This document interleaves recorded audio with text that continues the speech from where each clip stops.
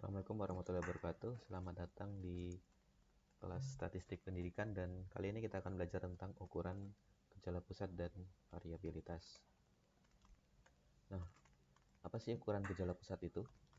Ukuran gejala pusat itu adalah ukuran statistik yang menyatakan bahwa satu skor yang dapat mewakili keseluruhan distribusi skor atau penilaian yang sedang diteliti.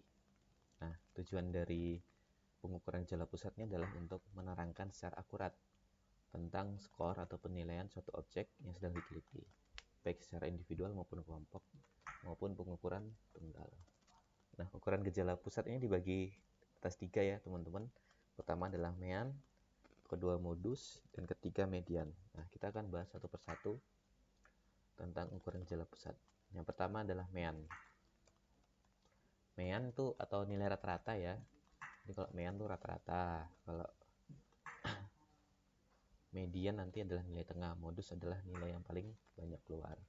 Secara singkat seperti itu, tapi nanti kita akan bahas secara spesifik satu persatu. Nah, mean atau nilai rata-rata dalam bahasa Inggris digunakan istilah aritmetik, mean, dan ada kalanya disingkat dengan mean. Nah, untuk mencari rumusnya, mean bisa dirumuskan dengan persamaan sebagai berikut, yaitu M atau mean sama dengan sigma X atau penjumlahan dari nilai X dibagi N.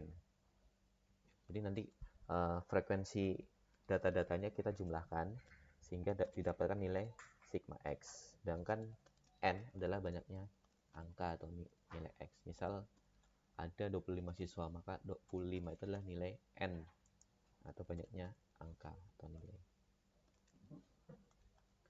Nah, misalnya berat badan 4 orang siswa yaitu 30 kg, si B 28, si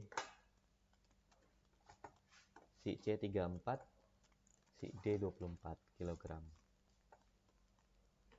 Nah, untuk mencari mean atau rata-rata berat badan 4 orang siswa dinamakan dengan rumus sebagai berikut, yaitu ini M sama dengan sigma X dibagi N. Nah, nanti teman-teman bisa menjumlahkan ya, yaitu 30 ditambah 28 tambah 34 tambah 24 kemudian dibagi 4.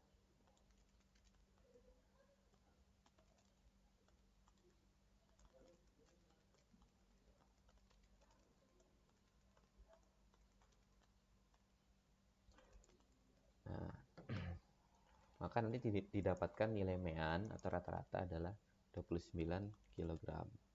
Mudah ya teman-teman untuk mencari nilai mean atau rata-rata. Dijumlahkan aja nilainya, kemudian dibagi dengan jumlah banyaknya data. Kemudian ada perhitungan lain tentang mean, yaitu jika nanti datanya banyak ya teman-teman bisa mengalihkan frekuensi dengan nilai X, yaitu sigma Fx. Nah, nanti kita coba deh nih contohnya. Nilai mata pelajaran IPS 42 orang siswa dan sebagai berikut, bla bla bla bla bla. Nah, sangat banyak ya data seperti ini. Lalu bagaimana untuk mencari mean jika ditemukan data seperti ini? Nah, maka kita pilih satu persatu teman-teman. Yang skor dapat 9 berapa orang, 8 berapa orang, 7 berapa orang, 6 berapa orang. Nah, itu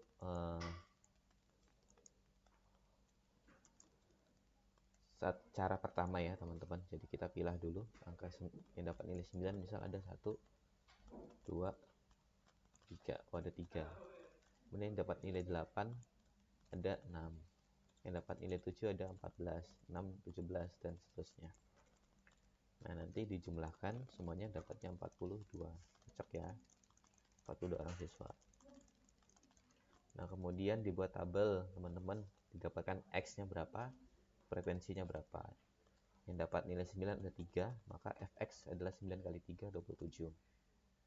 Kemudian nilai X yang dapatkan skor 8 ada 6 orang, maka nanti nilai F dikali X-nya adalah 48. Nah, seperti itu. Kemudian nilai mean yang diperoleh, yaitu M sama dengan sigma Fx dibagi N. Maka nanti penjumlahan F kali X ini teman-teman hasilnya 285 ya, dibagi 42 sama dengan 6,78. Nah, ini adalah kita mencari mean jika didapatkan data yang banyak sekali nih, seperti ada 42 siswa seperti itu ya, maka teman-teman bisa menggunakan cara seperti ini. Nah, lanjut teman-teman, kita akan bahas tentang median atau nilai tengah. Merupakan skor yang membagi distribusi frekuensi menjadi dua sama besar, yaitu 50% kelompok yang diteliti terletak di bawah median dan 50% lainnya terletak di atas median. Langkah-langkah menentukan median adalah sebagai berikut. Pertama, menyusun data menjadi bentuk tersusun menurut besarnya. Dua, menentukan nilai tengahnya, yaitu skor yang membagi distribusi menjadi dua sama besar. Tiga, jika jumlah frekuensi ganjil, maka menentukan median akan mudah ya. Kalau jumlahnya ganjil ada 4 ya gitu. Ada 5, maka nanti nilai yang ketiga menjadi median. Ada 7, berarti nanti nilai yang keempat dan seterusnya. Jika frekuensinya genap, merupakan rata-rata dari Jika frekuensi genap, maka median merupakan rata-rata dari dua skor yang terdekat dengan median. Nanti kita coba ya, teman-teman. Langsung aja kita coba.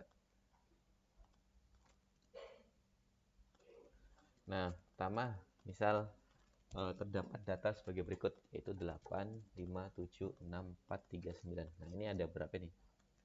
Ada 7 ya, teman-teman ya. Kalau ada datanya ada 7 seperti ini mudah. Kalau ada 7, maka nilai mediannya adalah yang ke-4. Maka tentukan aja nilai yang ke-4. 8, 5, 7, 6. Berarti 6 yang menjadi nilai mediannya. Nah, kemudian di kasus kedua, data 3, 4, 5, 6, 7, 9. Ini ada 6, yaitu ganjil. Maka membagi distribusinya menjadi dua bagian sama besar, yaitu 5 dan 6, sehingga data tersebut memiliki nilai median yaitu 5 tambah 6 bagi 2 sama dengan 5,5. Nih teman-teman, ada 6 ya. Maka 5 dan 6 ini yang jadi tengah-tengahnya, terus dibagi 2 secara mudah. Maka nilai mediannya 5,5. Nah, sekarang kalau misal didapatkan data yang banyak, maka mencari mediannya seperti apa? Mediannya yaitu B, batas bawah kelas median, kelas di mana terletak ya. Kemudian P adalah panjang kelas median, N adalah ukuran sampel atau banyaknya data. Seperti teman-teman lihat ya pada di layar. Maka nilai median sama dengan B ditambah P dalam kurung setengah N dikurang F dibagi F. F besar dan F kecil ini beda ya. F adalah jumlah semua frekuensi dengan tanda kelas lebih kecil dari tanda kelas median. F kecil adalah frekuensi kelas median.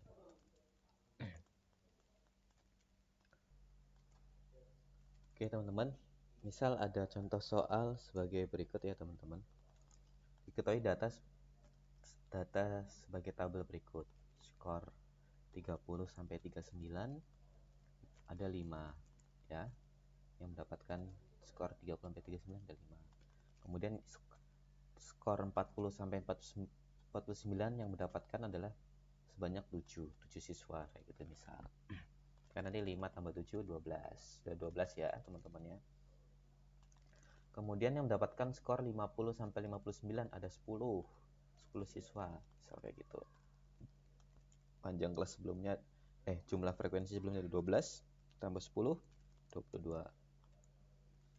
Yang mendapatkan skor 60 sampai 69 ada 9 ya, ada 9 siswa. Maka 22 tambah 9 ini dapatkan 31. Kemudian seterusnya ya, sehingga nanti dapatkan nilai jumlah semuanya ada 39. Jumlah siswa frekuensinya adalah 39. Nah, untuk mendapatkan mediannya dengan persamaan seperti ini ya teman-teman, kita harus pilih satu persatu nih. Misal pertama nilai B-nya dulu. B adalah batas bawah kelas median, kelas di mana median terletak. Nah, berarti kita harus cari mediannya dulu teman-teman. Oke. Ini kan jumlahnya 39. Maka nilai tengahnya berapa? 39 dibagi 2. Hasilnya adalah 19,5. Oke, 19,5 ini letaknya di mana? Itu jadi nilai FK ini teman-teman. Di baris pertama enggak, baris kedua enggak. Oh, di baris ketiga, karena di baris ketiga ini adalah didapatkan data 12 sampai 39. 12 sampai 22. Dimana 19,5 pasti terletak di antara ini, di baris ketiga ini ya. Oke teman-teman ya, bisa dipahami. Nah kemudian kita dapatkan P adalah 19,5, kemudian kita nyari B, yaitu batas bawah kelas median. Oke, kita sudah dapatkan nih, mediannya terletak di baris ketiga, maka batas bawahnya berapa? Yaitu 50. Ingat kalau batas bawah kelas median itu dikurangi 0,5 ya, yaitu 50 dikurangi 0,5 sama dengan 49,5. Oke. Kemudian kita lanjut mencari nilai P, panjang kelas median. Oke. Dari 50 sampai 59 ada berapa panjangnya? Ada 10. 50, 51, 2, 3, 4 sampai ada 10. Oke, dapat nilai P kecil. Kemudian kita nyari lagi nilai F besar, yaitu jumlah semua frekuensi dengan tanda kelas lebih kecil dari tanda kelas median. Oke. Jumlah semua frekuensi dengan tanda kelas lebih kecil dari tanda kelas median. Berarti jumlah frekuensi sebelum kelas median ini berapa? Yaitu 12. Ya, sebelum baris ketiga ini, 10 ini, jumlah frekuensi berapa? Ada 12. Nah, kemudian nilai F kecil, frekuensi kelas median, ada berapa? Ada 10. Mudah nih F-nya 10. Maka teman-teman nanti mudah tinggal memasukkan. Pertama adalah nilai B-nya dulu, 49,5 ditambah nilai P kecil. P kecil kita dapatkan 10. Oke. Kemudian setengah N. Setengah N-nya berapa? 19,5. Oke. F besar berapa? F besar 12. Oke. Kemudian F kecilnya berapa teman-teman? 10. Oke. Maka nanti didapatkan nilai medianya adalah 57. Nah, seperti itu. Untuk mencari median jika diketahui tabel frekuensi seperti pada di layar. Oke, sekarang kita membahas tentang modus.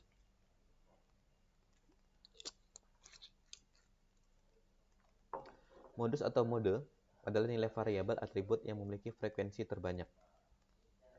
Ingat modus. Senada dengan pengertian modus ini, dijelaskan bahwa modus adalah skor yang punya frekuensi terbanyak dalam sekumpulan distributor skor. Oke, misal terdapat data sebagai berikut: 8, 5, 7, 6, 4, 3, 9.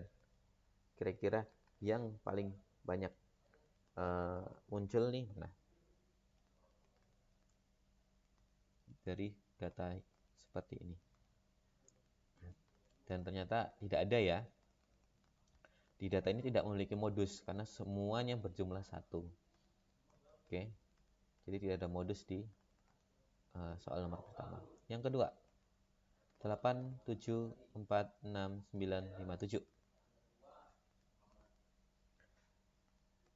Ya, 7 ya teman-teman. 7 memiliki 2 kali ya. Frekuensinya itu ada 2. Oleh karena itu, kelompok data tersebut memiliki modus yaitu 7. Yang ketiga, 6-nya ada 2 kali, 7-nya juga ada 2 kali. Nah, berarti modusnya adalah 6 dan 7. Jadi modusnya ada 2, yaitu 6 dan 7. Nah, teman-teman, ini juga contoh soal. Kalau datanya terlalu banyak, kalau datanya ditemukan banyak, maka rumus modus bisa digunakan seperti berikut. B, yaitu batas bawah kelas modus, kelas interval dengan frekuensi terbanyak. Oke. P adalah panjang kelas. B1 adalah frekuensi kelas modus dikurangi frekuensi kelas interval dengan tanda kelas lebih kecil sebelum tanda kelas modus. Sementara B2 adalah frekuensi kelas modus dikurangi frekuensi kelas interval dengan tanda kelas. Oke, kita langsung aja deh belajar. Nah, misal teman-teman, contoh soal sebagai berikut. Sama ya kayak tadi ya. Hampir sama kayak tadi. Kira-kira teman-teman yang paling banyak muncul di sini tuh di bagian mana? Ya, tentu di frekuensinya ya. Yang paling banyak yaitu 10. Maka sama juga seperti tadi, yaitu nih modusnya terletak di baris ketiga. Oke. Maka kita tentukan satu persatu teman-teman. B, batas kelas bawah kelas modus yaitu 50. Oke. Ini kelas paling bawah ya. 50 dikurangi 0,5 yaitu 49,5. Oke, kemudian kita cari P, panjang kelas modusnya. 50, 51 sampai 59 ada berapa? Ada 10. Oke, mudah ya. Sekarang B1 yaitu frekuensi kelas modus dikurangi frekuensi kelas interval dengan tanda kelas yang lebih kecil ya, sebelum tanda kelas modus. Maka nanti 10 dikurangi 7, 3. Kemudian B2 yaitu setelah ya, kelas interval dengan tanda kelas yang lebih besar sesudah tanda kelas modus. Oke, 10 dikurangi 9 yaitu 1. Maka kita mudah masukkannya yaitu modus 49,5 ditambah 10 dikali 3 dibagi 3 tambah 1 hasilnya 57. Nah, ini adalah contoh perhitungan untuk cari modus. Mungkin itu dulu teman-teman pertemuan kita pada pertemuan kali ini. Jika ada pertanyaan silakan bertanya di kolom komentar. Jangan lupa absen ya, absen di kolom deskripsi di YouTube kita. Dan kurang lebihnya kami maaf. Wassalamualaikum warahmatullahi wabarakatuh.